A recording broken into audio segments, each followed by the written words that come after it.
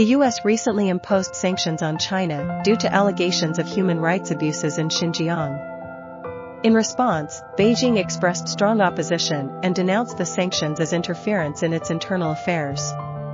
The Chinese government stated that the US was using human rights as a pretext to undermine China's development and sovereignty. Additionally, China criticized the US for its own human rights record, pointing to issues such as racism and police brutality. Furthermore, the Chinese government announced retaliatory measures against US officials and organizations, including sanctions on former Secretary of State Mike Pompeo and other individuals.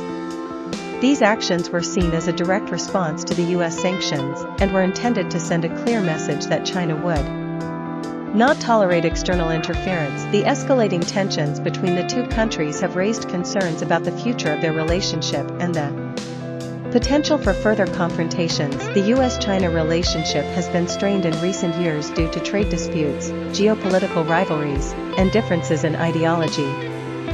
The latest sanctions and responses from both sides suggest that the rivalry is likely to continue, with implications for global politics and economics. The US sanctioned China, and Beijing responded by accelerating its trading with Russia, who is the top trading partner to over 120 other countries in the world. This move by China has led to a disaster in the US efforts to maintain its economic influence and control. In response to the sanctions, China is leading the fastest de-dollarization effort around the world.